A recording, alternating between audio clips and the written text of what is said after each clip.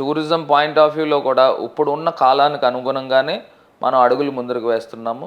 So ప్రజలకు కూడా మేము అది వ్యక్తపరుస్తాం. ఇవాళ మద్యపాన నియంత్రణ జరుగుతుంది, అట్ ద సేమ్ టైం కాలానికి అనుగుణంగానే అడుగులు ముందుకు వేస్తాం. ఏదేమైనా పోలవరం మీద ఖచ్చితంగా ఏ డిబేట్కైనా సిద్ధమన్న మీరు కొన్ని ప్రశ్నలు నన్ను మిమ్మల్ని సూటిగా అడగనివ్వండి.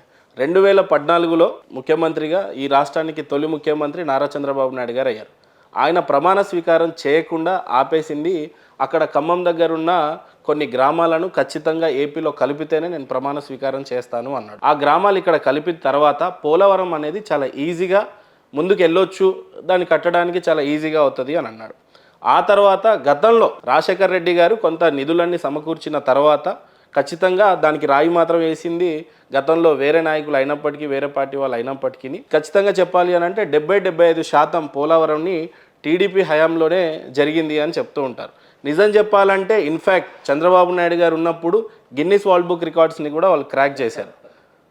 ఇవన్నీ నిజం కాదంటారా? అదే ఒకటి చెప్తున్నానన్న మహేందర్ గారు, ఫస్ట్ ఏంటంటే ఇప్పుడు మీరు ఒక మాట చెప్పారు, ముంపు మండలాలు 7 మండలాలు ఆంధ్రాలోకి విలీనం చేస్తేనే నేను సంతకం పెడతాను ముఖ్యమంత్రిగా అని అన్నారు. Fair enough. మరి ఇదే సేమ్ మాట మీరు ప్రత్యేక హోదా ఇస్తే కానీ, ఎందుకంటే గవర్నమెంట్లోకి అప్పటికి వెళ్ళాడు, వీళ్ళు కలిసే పోటీ చేశారు, ప్రత్యేక హోదా ఇస్తే కానీ నేను ముఖ్యమంత్రిగా సంతకం పెట్టను అని ఆ రోజు చంద్రబాబు నాయుడు గారు అడిగి ఉంటే ఇవాళ మనకు ప్రత్యేక హోదా వచ్చేదండి. ఎందుకు చేయలేదండి? అదే విషయం జగన్మోహన్ రెడ్డి కూడా చేసి ఉండొచ్చు కదా. ఆయన గవర్నమెంట్లో ఉన్నాడు. ఇప్పుడు మేము వీఆర్ నాట్ విత్ ఎన్డీఏ. ఇప్పుడు మీరు ఉందండి కర్ణాటకలో, లేకపోతే తమిళనాడులో డిఎంకే ఉంది. డిఎంకే నేను ప్రమాణ స్వీకారం చేయను అంటే చేయకపోతే మానే అంటారు. పోలవరంకి సంబంధించి చెప్తున్నా. సో మాకు మేము we are an neutral party, so we are not with NDA. So అదొక అంశము. ఇప్పుడు మీరు అడిగిన క్వశ్చన్ ఇంకోటి ఏం అడిగారండి? నిజం చెప్పాలంటే 75% చంద్రబాబు నాయుడు గారే. 75%. రైట్. ఇప్పుడు నేను ఒకటి చెప్తున్నానండి. ఇప్పుడు మీరు పోలవరం టాపిక్ ఎత్తారు కాబట్టి I just wanted to clear the air. ఇప్పుడు ఆయన ఏం చేశాడంటే భజన కొట్టించుకోవడానికి కొంతమంది మహిళలకి నాకు తెలిసి మోర్ దాన్ 100 crores ఖర్చు పెట్టాడు. బస్సుల మీద తీసుకెళ్ళి అక్కడ తాళం కొట్టించి ఏమని జయము చంద్రన్న తాళం కొట్టించుకొని ఆయన భజనలు కొట్టించుకున్నాడు. అసలు పోలవరం ప్రాజెక్ట్ నేను జస్ట్ ఒక సింపుల్గా 2 minutesలో చెప్తాను. ఇప్పుడు పోలవరం ప్రాజెక్ట్ అనేది 2 కొండల మధ్యలో ఈసీఆర్ఎఫ్ డ్యామ్, ఎర్త్కమ్ రాక్ఫిల్ డ్యామ్ని నిలబెట్టాలి. అక్కడ నుంచి స్టోరేజ్ చేసుకుంటూ వెళ్తే ఆల్మోస్ట్ మీకు 196 TMC ఆఫ్ వాటర్ని స్టోరేజ్ చేయడానికి అది కెపాసిటీ.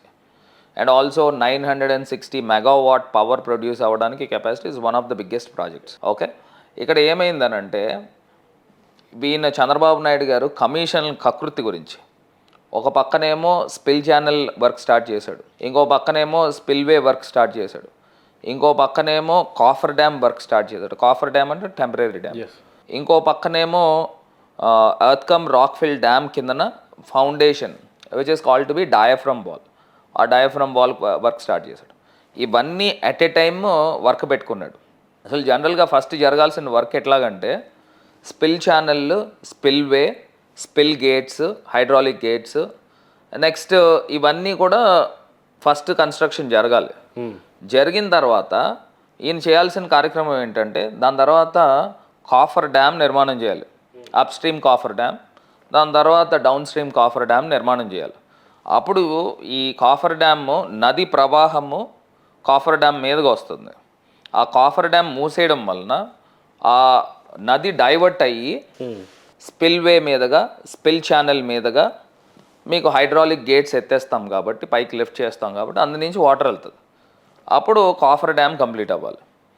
సో ఈ స్పిల్వే మీదుగా వాటర్ వెళ్తుంది కాబట్టి వరదలు వచ్చినప్పుడు బ్యాక్ వాటర్స్ వస్తాయి. ఆ బ్యాక్ వాటర్స్ రాకుండా డౌన్ స్ట్రీమ్ కాఫర్ డ్యామ్ నిర్మాణం చేస్తాం.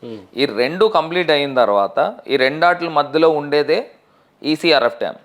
ఆ ఈసీఆర్ఎఫ్ డ్యామ్ కిందన మీరు ఫౌండేషన్ ఏంటంటే ప్లాస్టిక్ డయాఫ్రమ్ వాల్ అని అంటారు. అంటే ప్లాస్టిక్ డయాఫ్రమ్ వాల్ అంటే it's a foundation where there shouldn't be any seepage of water when you construct ECRF dam. So ఆ సీపేజ్ వాటర్ దొరకకుండా కిందన ఇసుక పొర దగ్గర నుంచి ఎక్కడైతే రాయి దొరుకుతుందో ఆల్మోస్ట్ 20 meters అవ్వచ్చు, కొన్ని చోట్ల 50 meters కూడా కిందకి వెళ్ళింది. సో ఆ డయాఫ్రమ్ వాల్ దాని తర్వాత కట్టాలి. కట్టిన తర్వాత అప్పుడు మనకు ఒక బేస్ తయారవుతుంది. దాని మీద earth cum rock fill dam నిర్మాణం చేసి నుంచోబెడతారు. This is Polavaram project in a short note.